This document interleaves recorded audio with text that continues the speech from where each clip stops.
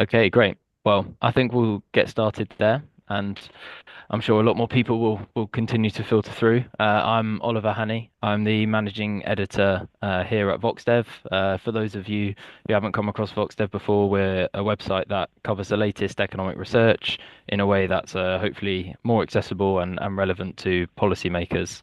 I'm really excited to be joined today by Paddy Carter, who is the head of development economics at British International Investment. We have Aparna Krishnan, who is a senior advisor on evidence to policy, government partnerships, and capacity building efforts at JPAL South Asia. And then we also have Arianna Legovini, who's director of the Development Impact Department, or better known as DIME, at the World Bank. Um, as kind of reflected in the work we do at VoxDev, there's been great strides in development economics in terms of evaluating the impacts of specific interventions, but there are still kind of remaining challenges for organizations who are looking to track their impact at a bigger scale. So in today's webinar, we're hoping to provide some insights and reflections on tracking impact based on the experiences of our panelists across research and policy. So what we're going to do is I'm going to start by asking each of the panelists a initial question, and then we are going to do some follow-ups based on their responses, and then you will be able to submit questions that we will try and get round to at the end of today's session. You can submit these using the Q&A function on Zoom, and you'll also be able to see other people's questions. So if there's any that you would like to see answered, you can give them a thumbs up, and that will boost them up the pile and make it more likely that we get round to them. So, uh, my first question is for you, Aparna, which is how is JPAL moving from tracking the impact of specific interventions to tracking its overall impact at scale? Thanks, Oliver, and it's a pleasure to be here with Paddy and Arianna thinking through this topic. As you rightly said, I think the context for how JPAL tracks impact, what I'd like to focus on perhaps today is to say what are the developments as we think of impact of specific interventions to more aggregate levels. And to set the context for this, as you probably already know, JPAL is primarily a research network that undertakes randomized controlled trials of development interventions and innovations. Now, our goal is almost twofold. One is to, of course, inform policy decisions with scientific evidence. And for this, we need to generate rigorous evidence on what works and what doesn't and why. But we're also as interested in seeing how this evidence gets used or gets taken up in decisions by governments, by nonprofit organizations and others, and philanthropists and multilateral organizations that are supporting evidence-based policymaking. So over the last 20 years or so, we've had more than 2,000, close to 2,400 randomized evaluations that have been undertaken across 120 countries. So with this large and growing database, it lets us distill insights on specific topics and sectors. And so when this is combined with an understanding of the local context, with our teams based there and our local partners, as well as program implementation details, our hope is that it starts adding up to actionable insights that can inform policy design or program design. So as we move in this journey of seeing how can evidence inform decision making, we largely think of tracking impact at three different levels. One is at the intervention level, and this, as most researchers, most practitioners are aware of, one of the key questions that we're interested in is there are a number of solutions to pressing development challenges and policy questions. Which is the best alternative, or what should we be doing in a given context? Right. So I'll talk through briefly how we're thinking about it, and later on, I'm happy to talk a little bit more on the trade-offs that we face when we adopt each of these tools. What decisions are we trying to inform? And so I'd like to think of it first as if we are addressing this question, often with governments, on if we were to combat persistent malnutrition or improve learning outcomes, what should we be doing? So at a specific intervention level, we could be interested in comparing how a program, say remedial education, works across different contexts or which model works best. And a cost effectiveness analysis helps us do this to say what is the improvement in a standard metric of test scores given a certain $100 investment in the program. And so this lets us compare different forms of a program or multiple programs that help achieve the same outcome. Now, another way to do this when there are multiple outcomes we're interested in is to look at cost benefit analysis. And we use an approach that looks at the marginal value of public funds. And what we try and do there is to monetize the benefit from a program. So it could be lifetime earnings from specific interventions, which then help add up the dollar value of all of the benefits and compare it against costs. Again, as I said, there are limitations in terms of availability of data, the assumptions that we're making for these models, but it helps give us a metric. And that helps choose between programs. At a second level, as you rightly asked, what happens at a portfolio level? So at a portfolio for JPAL, that means what happens to a cluster of studies that we're undertaking. So if we look at across all the evaluations that have been undertaken, a simple measure we often use is to talk about the reach and scale of these programs. So how many lives have we reached, or how many people have we benefited from the scale up of interventions that have been evaluated by researchers affiliated with JPAL? And we have a number of over 600 million lives that have been impacted through scaling up of programs. That is, it has completed the research cycle and they have now become parts of programs and policies. Now, again, it helps give a sense of, are these things working? But it doesn't do that much to help compare across the different interventions and look at the nuances of the impact that we're serving. Another way we're doing is to look at portfolios of or what we call research initiatives, which is a way in which we crowd in finances and other resources to address specific priority questions. So we have something called the Innovations in Government Initiative and the King's Climate Action Initiative that look at issues of priority in a context and how governments can scale up successful interventions.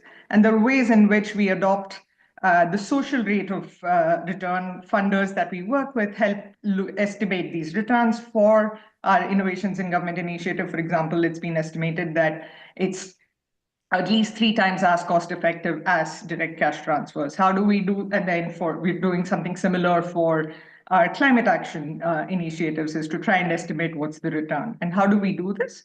We look at a subset of interventions and how that could, and the benefits coming from those subset of successful interventions that are going to scale compared to the overall cost of the portfolio, a bit like the VC industry saying there are some innovations that will have very large returns, and then you compare it to the total cost of the entire program or portfolio. And finally, an area that we're starting to learn about more, and I'm personally very interested in, is to see what are sort of the spillover effects of working on research and undertaking studies in this journey of evidence-based policymaking. Are the changes that we're bringing about in the systems that we're working in? So in the context of governments, are there improvements? Are there changes in the way decisions are being made? Are there specific outcomes that we could track that could speak to scale and sustainability of programs that ultimately improve the lives of millions living in poverty? And this is much harder to measure, right? But there are some metrics that we're starting to look at to say, what can we count as system change or institutionalizing an evidence-based approach? And so when we start thinking about portfolio, and I'll pause with this, is to say, from a government perspective, it's sort of, it helps us look at which sectors, which policy questions should we look at, how many resources are needed, who do we work with within different levels. And as we think of a portfolio approach through the initiatives that I described, it often helps guide where is philanthropic capital most useful. Is it useful at an early stage of financing innovations? What sorts of activities should it fund? And in this context of saying where is the money most effective, it could help provide an input into those decisions. So it really comes down to saying what decision are we trying to inform, and that should inform the methods and the metrics that we're using, and ultimately how we interpret those insights. Thank you. So Paddy, I've got a question for you, which is what are the key differences in tracking impact at a development finance institution like British International Investment? Thanks, Oliver. I think I better start by saying a few words about what British international investment is. So we are the UK's bilateral development finance institution. We have been around in one form or another since 1940. Most countries have a DFI like us, and there are also multilateral versions like the World Bank's IFC. And we only invest in private enterprises. That's what we do. We invest equity, we invest debt, and that means that the relationship that we have with the businesses that we invest in, and then hence what we're able to do in terms of working with them to try and track impact, varies quite a lot. I mean, we can be a minority shareholder or a small part of a lending syndicate, or we can even end up owning the entire business in some extreme cases. So that's something to keep in mind. Okay, so when we talk about tracking impact at BII, I think what we're really talking about is impact monitoring, which I think of as kind of collecting impact relevant information from the businesses that we have invested in, rather than really trying to measure impact itself. But before I get to that, I do want to briefly mention impact evaluations, which is where we do try and get at impact more directly. So we have an evaluations program run by our shareholder, the FCDO, which is overseen by a committee which has people from FCDO and some independent experts in it. And that has the job of looking at the big picture of our portfolio in a more systematic way. Then we also commission in valuations internally ourselves, where we can be a bit more responsive to internal learning priorities. And if anybody listening is interested in finding out more about that, it's on a section of our website called How We Learn. And then we also work with development funders, such as PEDAL, which is part of the CEPR family, where we support academic research that is relevant to what we do. Sometimes that involves the businesses that we have invested in, and that's produced some terrific research. Okay, so getting on to the question of the differences, I think that when you are an investor in a private business, it is not often possible to be able to design research in a way that is going to allow the identification of causal effects. We take those opportunities where we can, but they are rare. I don't think that we can bake research into programming in the same way as I imagine one might more often be able to do if you are designing a grant-funded intervention.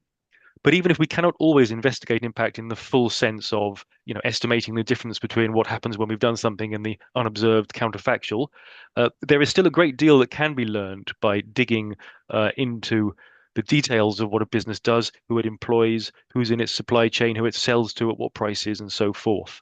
And then we also run surveys of workers and customers where we can ask about self-reported impact. And we all know that kind of information has to be treated with care, but I think it can still be very informative.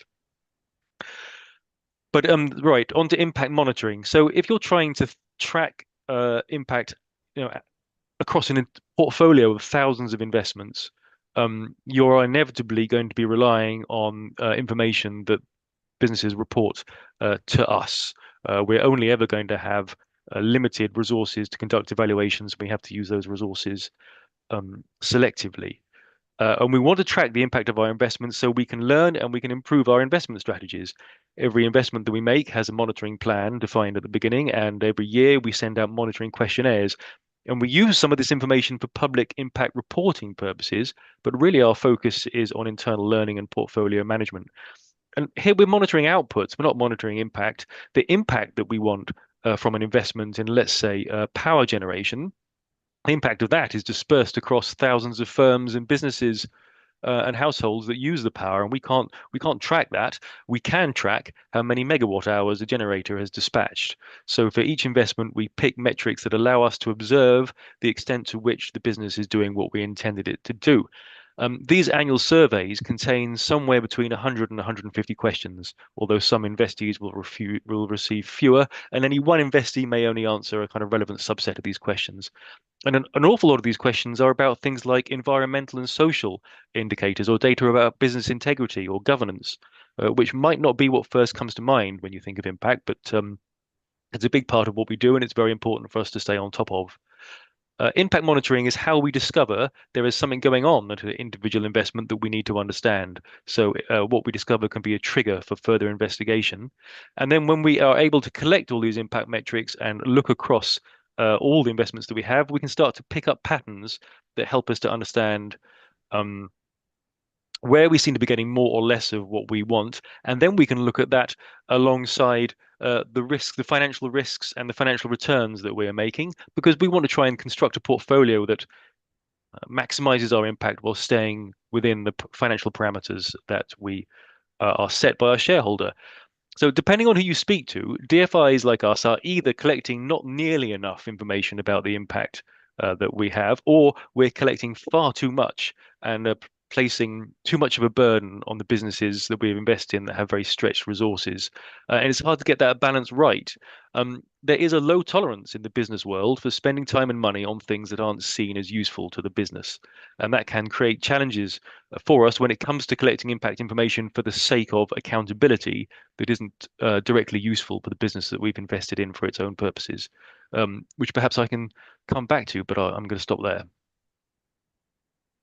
Great. Yeah, I'll ask you a follow-up on that in a second, but before that, Arianna, my question for you is, how has the role of DIME and DIME's approach to tracking impact at the World Bank changed over the past 20 years? Thank you, Oliver. So I think the fundamental objectives and features of DIME have not changed over time. What are those objectives? What was the initial drive for establishing DIME?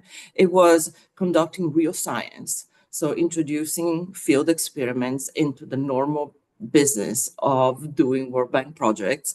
It was group dynamics, gathering a lot of different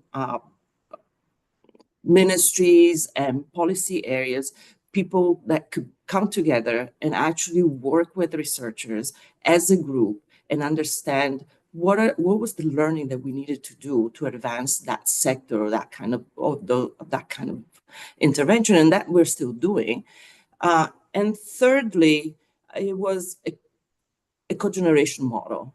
It was really kind of bringing all the parties together from the very beginning, having a very open discussion regarding the difficulty in implementing development interventions, what were the issues, and kind of designing the impact evaluations from the very beginning as a shared enterprise, with the idea that if people were asking the questions, they would also be interested in the answers and will be likely to adopt the results of these studies. This was a big challenge back then, and it is even a big challenge right now. And I think that model is well and is still striving. And in fact, it was widely adopted in the world, where the average model was more kind of a research-led model, where the researchers would, question and kind of trust their intellect to find interesting questions. But those questions not necessarily gave answers that our clients or government officials will be interested in. So that's still good and well. I think at that time, I remember talking about real, impact evaluation for real-time decision-making, and that was aspirational. So what happened in the last 20 years has been quite extraordinary. Technology came to our rescue. At that, in the beginning, we were still with paper questionnaires. It took a long time to collect data. It took a long time to actually do the analysis and come back with an answer. Things have transformed radically.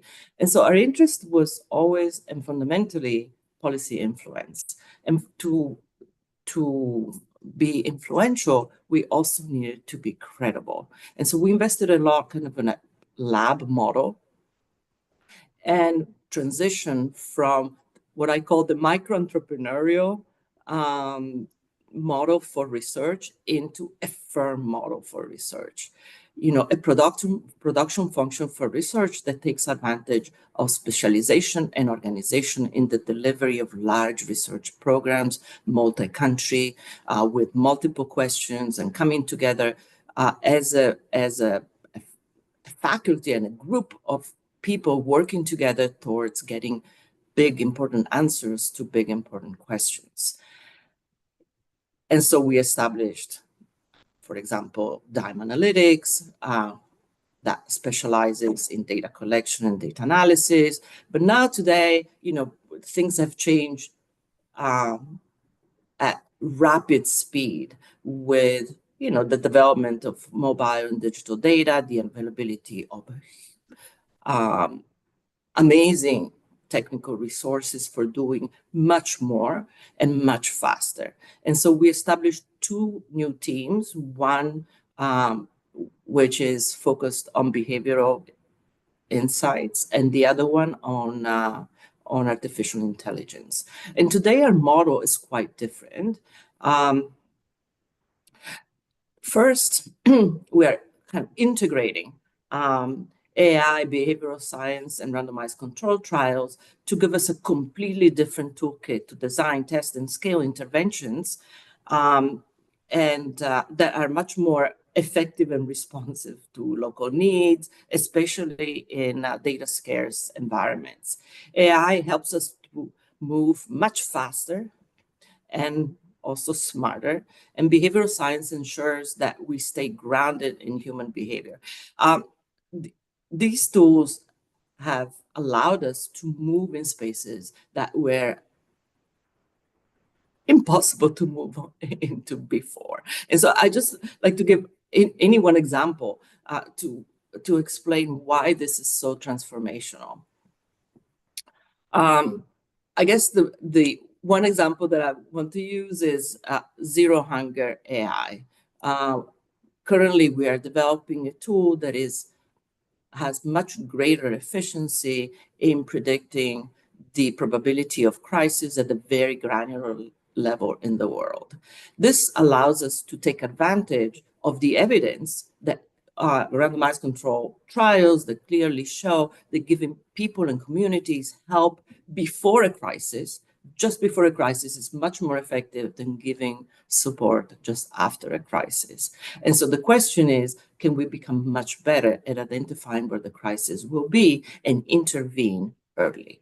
Now, that alone may increase the effectiveness of humanitarian and emergency aid by at least 10 to 20%. These are even, I believe, small numbers. But then the question is, are we giving people income and support to make better choices, but are we also giving them the right information?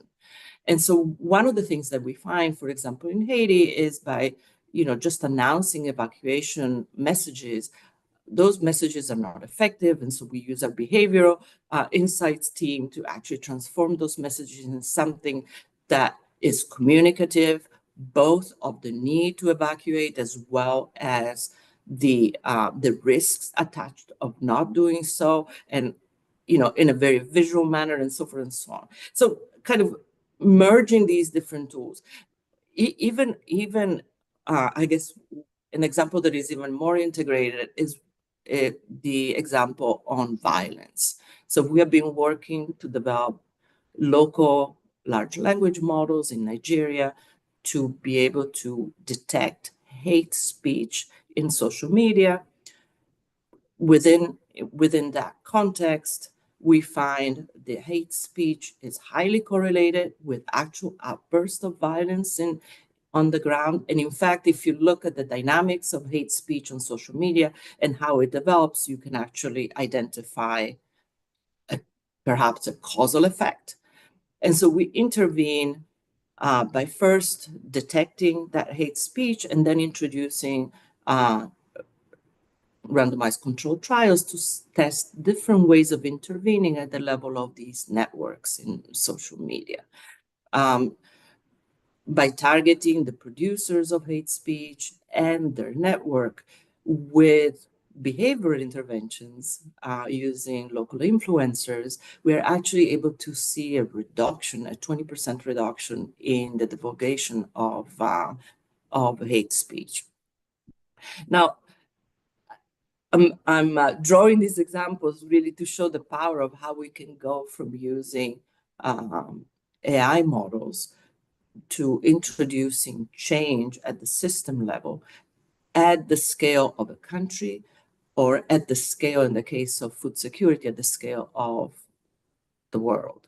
This was unthinkable before. And so kind of our team went from being a bunch of PhD economists doing randomized control trials into a very large and diverse group of people doing data science, LLM models, and software engineers, and so forth and so on. The other the other way in which our model has changed is that we are, what we learned pretty quickly is that working with governments need a lot of different things. And so we went from doing a research project to actually engaging institutions for the long term. Coming in and really providing A through Z services. That means being there when policy and projects are designed to inject evidence, being there when they need data analytics services, downloading their administrative data, in this case, using AI to detect anomalies, give them back feedback on how to improve their data, developing digital tools for them to have access to the data on a day-to-day basis, then do the field experiments in an iterative fashion and, kind of understanding more of the how to improve their policies, and focusing on building a lot of capacity, training, and both on the data systems and on the specific skills in governments that are needed to take advantage. We established government fellowships and other type of fellowships for people to interact with us, both on a more ad hoc basis as well as a very institutional basis. So there's so many things that have gone into kind of this evolution of a model. We are pretty unusual as a team. I think we're probably the largest team within an institution like the World Bank. We, as I was listening to Aparna, we're not so much concerned about tracking the impact that we have as much as the impact that we can leverage on the rest of the world.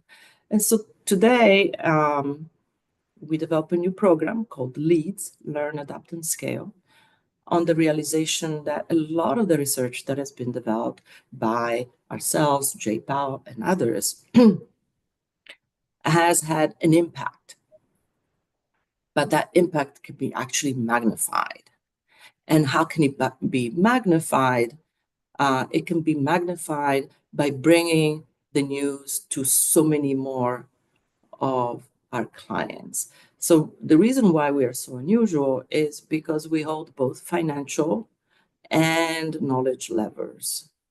Dime was not born by accident at the World Bank. I actually joined the World Bank with this purpose because I thought the World Bank is where I could leverage billions of dollars in finance and kind of overlay. And this was, really hard to do then. But today, we are rolling out systematically across all our pipelines, support to all of our projects to systematically incorporate what we'll call, we generally go by big wins, evidence that it's so powerful that by integrating it systematically across all our project designs can really add to large improvements in the effectiveness of the overall bank portfolio.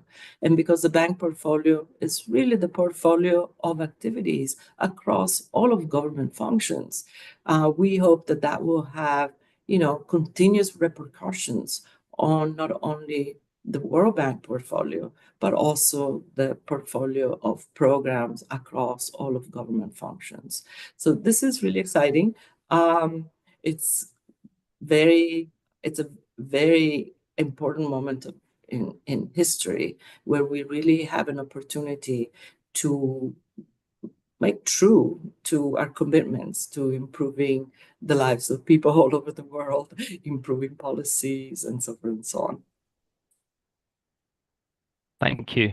And one thing you did there was give some examples of kind of specific areas in which Dime has been tracking impact or looking at those themes. So Aparna, I was wondering if maybe you could also give some examples of maybe some of the successes and challenges that JPAL has faced when moving from kind of tracking impact of specific projects to the wider portfolio of JPAL's activities. Sure, I'm happy to share some, and I've also responded to some of the questions on the Q&A. So I think starting off at the simple level of being able to compare across different interventions in some sectors, we have a lot of evidence, given that there have been numbers of studies in different countries and different models. So in education, for instance, we were able to inform global evidence on what works and what doesn't, what are best buys, good buys and bad buys coming from hundreds of evaluations across different countries. Another interesting piece is by Michael Kremer and others that looked at water treatment interventions to reduce child mortality. Research by Pascal Indupa and others show that the use of coupons and vouchers for water treatment are particularly cost effective. So there are some sectors, I think, that let us synthesize these evidence. Work by VoxDev goes a long way through these syntheses and meta-analysis that help us understand the impact of cash transfers and a number of health interventions, for example. And as we generate more evidence in other sectors, I expect we'll have more and more to say in terms of best alternatives, cost effectiveness, and others. In terms of at the portfolio level, which gets more and more difficult, there are particular trade-offs that we're looking at when we use metrics. So, as I explained, with just looking at scale, which we've been able to do, which is just track the numbers of lives of people improved through interventions that have been scaled up. That is, the research is completed, the evidence is rigorous and reliable, and it can be generalized. And those programs actually turn into to policy levels that impact populations much larger than the populations in the research experiment. Now, that also is an undercount on our side because we are relying on monitoring data by our program partners. It also doesn't let us compare the quality and nuances of these interventions. So, for example, the graduation approach, which has helped move people out of extreme poverty, and the extent of those improvement of moving up from extreme poverty to be able to hold savings, have consumptions, and have returns that last almost 10 years after. Now, it's difficult to compare that to, say, an intervention in education or an intervention in governance. So there are some restrictions on how we do look at the scale metric, but it is a relatively easier metric to track. On the idea of return on investment, I think this is something we are still learning to do more systematically. Founders Pledge, which is one of our, through them, they helped assess the Innovations in Government initiative, which was, as I mentioned, a research initiative, which is funding focused on supporting governments and providing technical assistance to scale up evidence-based programs. And so that was, able to look at returns on a subset of interventions and then estimate the benefits, so the discounted value of the dollar value of the benefits generated from those programs, and compare it to the entire cost of the program supported under the initiative. I think that is starting to provide some positive insights on how do we think of returns, what are some ways in which we can both identify, measure, and translate benefits into dollar values. And I think the work by, again, Michael Kremer and others on estimating the social return on investment for the USAID DIV portfolio, the Development Innovation Ventures, there's a paper that looks at how to value the returns from a subset of innovations funded by DIV. relative to all of the early investments that they made in the beginning, has provided some guidelines on how we could do this for development innovations, where we're looking at actually what the social benefits are as return on investments. I think finally on what has been tricky to measure, and this was also, I think, a couple of questions in the chat that came up, is when we're looking at what are the benefits of collaborating with organizations like JPAL, investing in research and in data collection, is you want to start looking at what sticks. And so some of our work is actually to build out strategic long-term partnerships, because all of this work, to be able to measure returns and to be able to interpret what these insights mean, it takes time. It takes several years for a program to go to scale. It takes several years and lots of data to be able to see what changes in the lives of individuals. What does it mean for if learning levels have improved at the foundational or primary school levels, what does that really mean for long-term lifetime earnings or the earning potential of individuals? So which means you either need very good data in these countries coming from national or subnational surveys, or we need administrative data, or a large body of evidence, which, as you can imagine, in low and middle income countries is difficult to get. And so then you're relying on assumptions that we'll have to make these estimates. So then there's a trade-off on how we calculate these models. But on this question on what changes are we bringing about? So in a model that we have, we're working with support from Co-Impact and Community Jameel to build out evidence, what we're calling evidence to policy partnerships. And there we look at a few metrics to look at demand for evidence from government. So this could be the kinds of studies that policymakers are interested in taking up, the questions or the requests for evidence that heads of departments or ministries reach out to researchers for and ask us as they're designing policy. So we count instances, for instance, if in India we helped provide inputs into a senior citizen policy. It looked at issues that are affecting the elderly. In Mexico, we're working with the government to provide inputs into addressing the problem of gender-based violence. And so they were interested in questions to say, what kinds of interventions do we know are effective? Can we have insights on what could go into program design? What data should we be collecting? And these are all instances that at the minimum is a number of instances, but is perhaps indicative of demand. A more concrete measure, which gets more difficult to track as well as attribute causality to, is to look at allocation of resources by governments to evidence-based programs. So, based on research, based on insights, do they bring about a new program for strengthening early childhood education? Do they, bring about a change in the way an existing nutrition program is being delivered? If you're able to track the changes in either processes or resources that are allocated, it could give us a signal as adoption of those insights. It's one thing to, of course, share and disseminate information, which we continue to do, but what is the impact of that?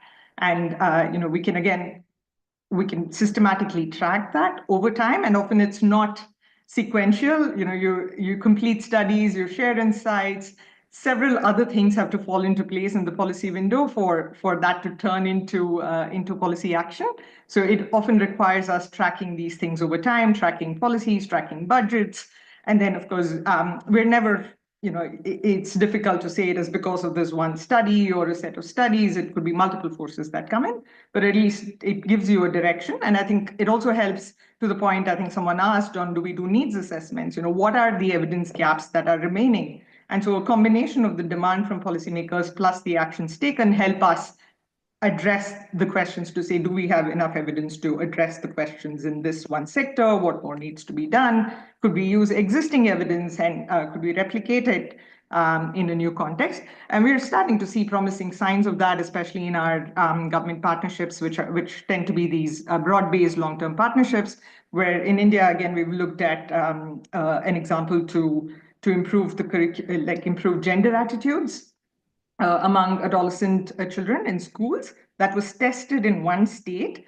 And upon completion of the study, is actually been adopted into programs in 2 other states of the country, 2 different states where the research hasn't been undertaken. And there are these pathways that are emerging for policymakers to engage systematically with governments to do this. So I think these are, it doesn't, it's a mix of sort of what is working well, but what is also challenging in terms of measuring these things.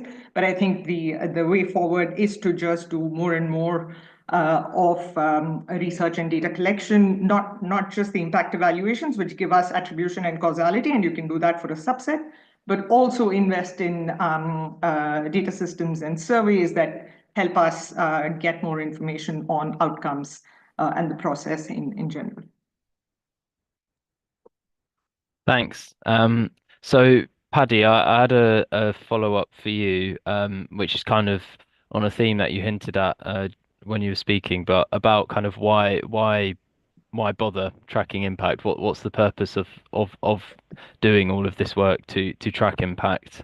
And I guess you've kind of raised some of the themes about kind of accountability and what you can tell the public about the impact that you have. But I was wondering, yeah, if you had any more reflections on that or anything else to add.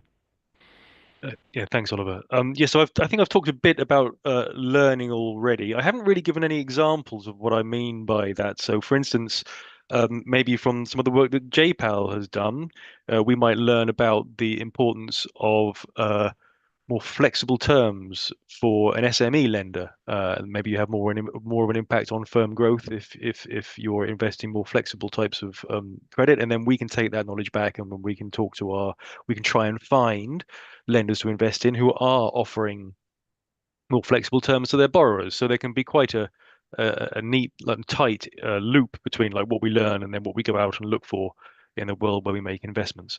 But when it comes to accountability, so this is just being able to say to our external stakeholders, the UK taxpayer, I suppose, like why are they giving us money and what are we achieving with it? And look, I think there's no denying that there is a perception out there that what DFIs are able to say about our impact is somehow unsatisfactory. And I think that dissatisfaction comes from people who are kind of in the development world, uh, and we report portfolio level statistics and we publish evaluations. But if you want to go online and find information about what has been achieved by individual investments, so disaggregated impact data, you won't find the same level of information that people are used to seeing being reported from grant funded aid programs. So what does that mean? That means, for example, that when the UK government it has something called the International Development Committee, and they run inquiries and they ask witnesses and they ask for expert witnesses about the impact of BII, and they get told that nobody knows about our impact because we don't report impact data. And I find that frustrating. I mean, never mind the fact that we do we do publish evaluations. I just don't think anybody needs to act as if nobody knows anything about the impact of ports, of electricity, of factories, of banks, of agricultural impacts. There's a great deal of evidence um, out there from the world of economic research about the impact of all these things. In fact, my job inside this organization really is to be the person that reads all that and tries to translate it inside the organization. Project level impact reporting really isn't the only way of learning about the impact of what we do. It's not even the best way, but somehow we're kind of stuck with that expectation um, that demand that we ought to be able to say for every investment, look, this is what it's achieved, and that's a very hard thing for us to do. I don't want to sound too defensive, and I'm probably failing at that. I think that DFIs can get better at publishing impact data. There are useful things to learn from richer descriptive statistics. There are some confidentiality issues. To an extent, this is a matter of building up data gathering infrastructure and the processes that allow us to publish that sort of information. And as Arianna has said, technology is opening up new possibilities all the time for what we should be able to do there. But I do think that we should think carefully about costs and benefits here. We don't want reporting for reporting's sake. Most of the impact that we intend when we make an investment is beyond anything that the business itself could report to us. I've already mentioned electricity generation, but another example would be SME lending. I mean, when we put money into a bank or another intermediary for on lending into SMEs, you can't learn a great deal about the impact of that on productivity, on jobs, on prices, and ultimately on poverty reduction from the information that the lender could report back to us. I mean, we would like to know more about the businesses that borrow and who works for them and who their customers are. And we can support lenders in trying to collect and report that sort of information. But after a point, I think that kind of exercise becomes something that we should be undertaking selectively. It's more like an evaluation than it is routine reporting, because it can start to go beyond information that lenders themselves would find useful. I am a researcher at heart. My presumption is that the more publicly available data, the better. But I do worry that the impact data that we could ever feasibly report from individual investments is somehow always going to be a little bit unsatisfactory for accountability purposes. And I really wish I could persuade more people to look at other forms of evidence to answer questions about what is the point of investing in transport infrastructure, for example. Thanks. Great. So I'm gonna stop asking questions myself and turn to some of the ones that we've had over Zoom. I'm gonna ask a couple at a time and then let people kind of come in on the ones that they feel best placed to answer, and some of them have been kind of directed. So we had a question from Marcella Vinieri to Arianna, but I guess other people can come in as well on this, which is about how you manage the learning from programs that are not big wins or those that don't seem to have the intended impact when they're scaled up. So kind of, yeah, that's one question. We also had a question from Adrian, which is about the challenges of assessing the impacts of programs related to kind of climate. So, for example, one example is biodiversity being kind of a very hard thing to track. And there's a bunch of other kind of issues out there around tracking kind of these complex environmental systems. So if anyone has any thoughts on that. And then one more, and then I'll stop for now. We had one from Daniel John, who asked about kind of what mechanisms can be built into the implementation phase to kind of improve the real-time tracking of what you expect to happen and what maybe unexpected might come up. So we have kind of real-time tracking, environmental systems being complicated, and programs that don't end up working very well. So I'll let maybe Arianna, if you start, and then if Aparna and Paddy, you want to come in on any of those. Great, thanks, Oliver. So I feel the need to redirect. So there's, especially after Paddy described his own challenges, I feel tracking impact is not really what we are here for. What we are here for is to improve the chances that what we invest in has good results. See, and people will find maybe disputable what I have to say, but most of the things that we do are not done very well, not for lack of effort. There's a lot of effort, but for lack of shedding light onto the path. What do I mean by that? Most of development for the greatest number of years happened with eyes closed, jumping in the dark. We are dealing with complex problems. We are trying to solve complex issues. And for the longest time, we did it kind of writing a number of activities and just diving into them, hoping for the best. But what we are here for, what the whole research community really is focusing on, is to figure out the how. How can we do better? And how can we support people doing things on the ground to do better? And so we are not focusing so much on whether you're starting off doing really well. We are trying to find the margin where we can add value. And so this is my whole recommendation throughout our history to all the researchers working with us has been, don't focus on the little things. but focus on something that you think will have transformational impact on that program. And so every time we test the different ways of doing things, different pricing and subsidy schemes, different ways of delivering, different packages, different behavioral ways of getting people to make better decisions for themselves, and so forth and so on. What we are really saying is that there is A and B, A and B testing. One option is better than the other.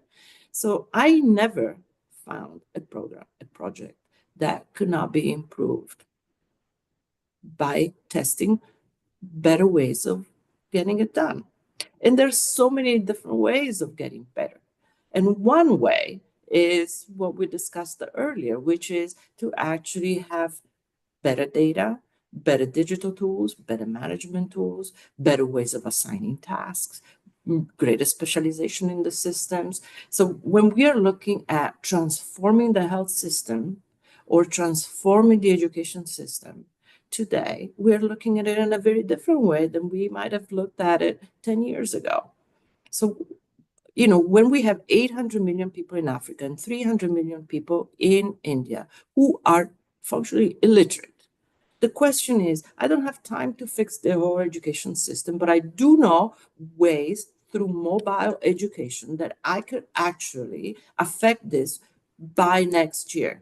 If I were able to get the IFCs and all the others to coalesce around, finding way of having affordable devices and having the World Banks and the likes of the World Banks actually targeting all the people that are currently illiterate with mobile technologies that can allow them to teach themselves how to read and do numbers.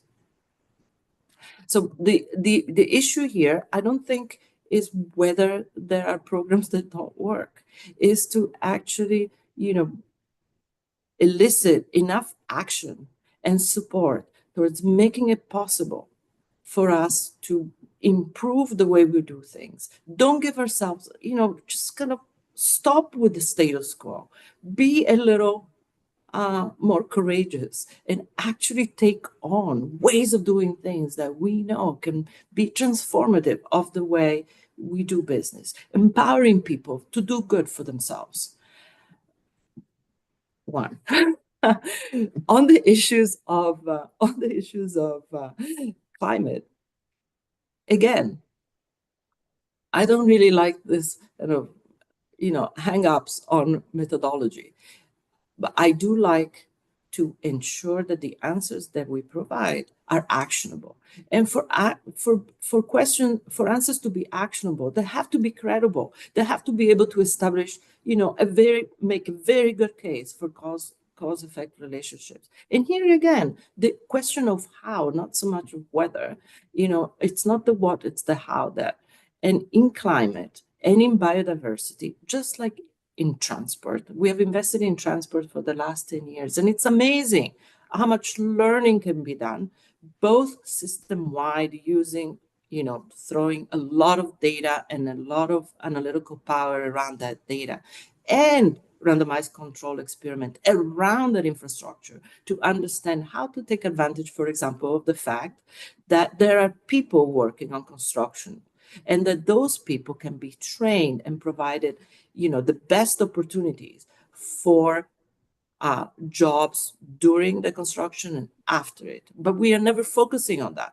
In Dakar, we actually test how to work with construction workers in the city to provide them with better soft skills that then increase their incomes by 15 to 20% and increase their retention by significant amounts. Every big subject has a lot of many component parts that from a research point of view, we can focus on to really extract value. And this is what we need to focus on in climate as in any other area. My last point, if I may, is there is a question on the chat regarding the political economy of And, why would anybody listen to researchers? Why would politicians listen to researchers?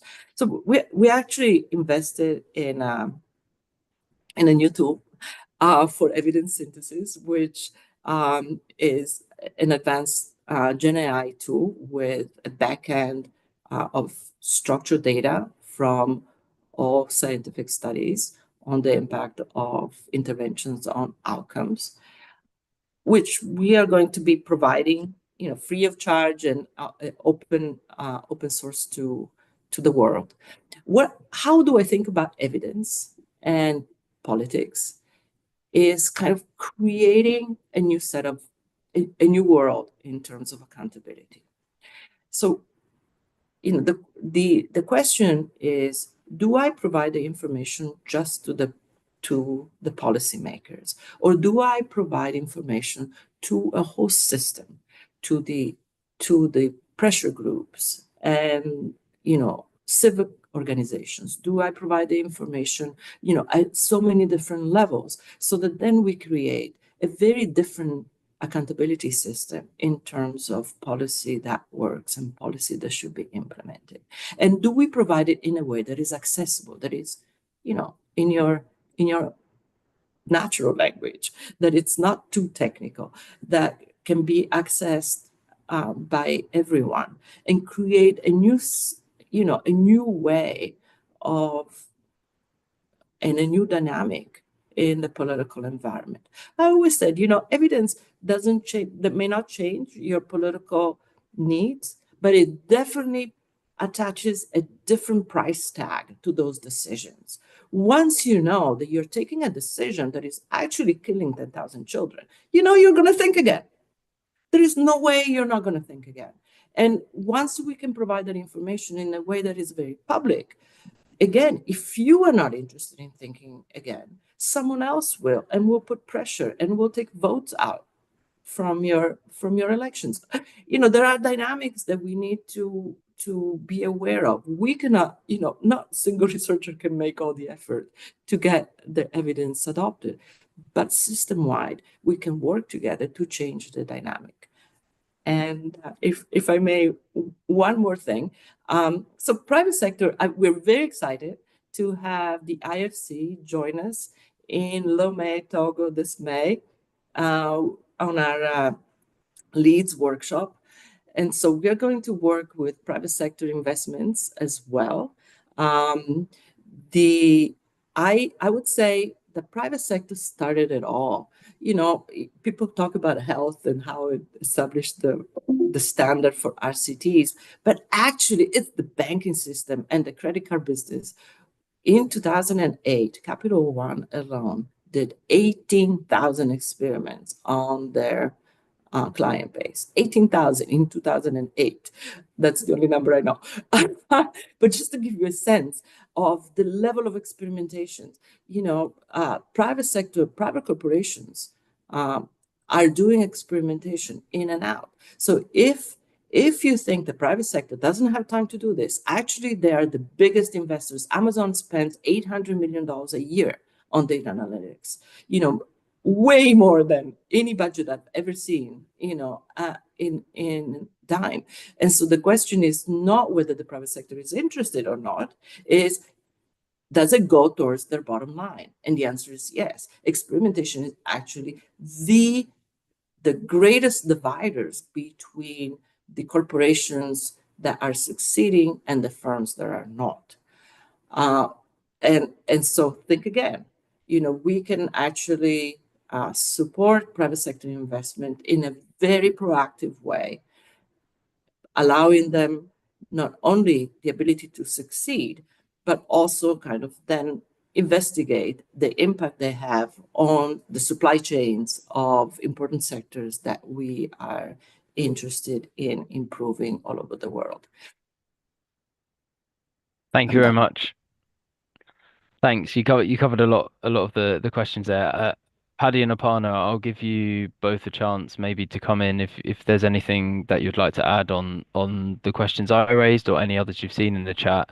There's many more questions and we'll get round to, but I'll keep a copy of them and we'll write a blog kind of summarizing this event to go alongside the recording on our webpage. And if you've asked a question in the chat, I'll try and kind of signal if VoxDev has anything useful. So yeah, just to add that. But Aparna and Paddy, I wonder if you kind of had any short comments to close us out. And then yeah. Aparna, do you want to go first? Yeah, sure. I think I'll add one thing just to reinforce what Arianna said at the beginning about why are we tracking impact. And I think having this focus on learning is critical. So for things that don't work are often as helpful to learn from as things that work. And there I would go back to, questioning the theory of change and saying what went wrong. Was it implementation? Did the context not hold? And each of these things I think is important. So not anchoring just to positive outcomes and benefits, but really learning about what is working and what's not and why is what helps us keep the culture of using evidence as a tool for decision making and not just reporting on outcomes.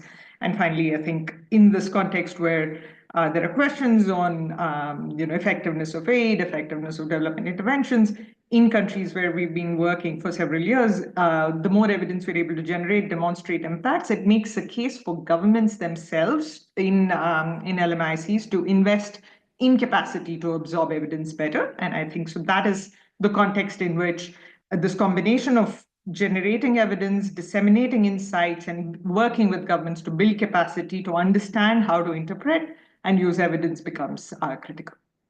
Over to you, Paddy. Thanks. There's a question about environmental impacts and kind of complicated systems and how you can understand your effects on them. And many of the investments that DFIs make are trying to have what we call a market level effect. I was thinking about climate where we try and stay on the cutting edge of what's happening. So for instance, all the DFIs are trying to support the first battery energy storage systems in the grids of sub-Saharan African countries, and we're trying to do that because we think that's worth putting a lot of effort into, because it's there's a lot of learning that needs to happen there. Like integrating storage into a grid requires changes in how the grid is managed, regulations, pricing. So we think that by kind of trying to accelerate learning, we can accelerate the adoption of these technologies across the board. And I was trying to think about what Arianna was saying about doing things and hoping for the best, because I think we're kind of doing that, because that seems like obviously a good idea to do. And it's good, and we're gonna find that hard to immediately turn around and say, because we invested in the first battery energy storage system in sub-Saharan Africa, how being able to say what that achieved is not going to be a question that we're going to be able to answer very quickly, though of course I hope that people will eventually be able to describe those effects. I mean, someone was asking in the chat about different alternative forms of evidence and what I meant by that. All I meant by that was, we're trying to build, I think BII is trying to build the first deep sea container port in the DRC. And I'm sure that a enterprising impact evaluator might be able to say something about the impact of that port. But for many other questions about, the impact of transport infrastructure on the pattern of production and the distributional effects and what it does to a country, you really need a study that looks at multiple ports across multiple countries over time. That's economics research. It's not an impact evaluation produced by a DFI. So all I mean is that by alternative forms of evidence is, the wider economics literature. As simple as that. Thanks a lot. Thank you, Paddy, and thank you, Arianna and Aparna as well. It's been super interesting to hear about kind of your work in the policy and research space, tracking impact in development. There's been quite a few questions about whether there's a recording of this event. We have been live streaming on YouTube, so you'll be able to find this there. And as I mentioned, we'll write a quick blog, or I'll write a quick blog summarizing this event, and we'll make that available on our website, and hopefully try and get around to some of the questions that weren't answered. I also wanted to highlight there's been quite a lot of kind of discussion of cost benefit analyses and stuff today. There's a recent blog on VoxDev which kind of looks at that. which I've just put a link to in the chat. And I'd also recommend, if you found this event interesting, checking out some of our previous events. We did one recently on kind of how evidence has been used in the humanitarian sector, which is kind of another one of these sectors where they're trying to improve how they use evidence to improve outcomes there. So I've also put a link to that in the chat. And yeah, a recording will be available afterwards. And I would like to thank Arianna, Aparna, and Paddy again for their insights and this discussion. Thanks, everybody. Thank you very much. Thank you.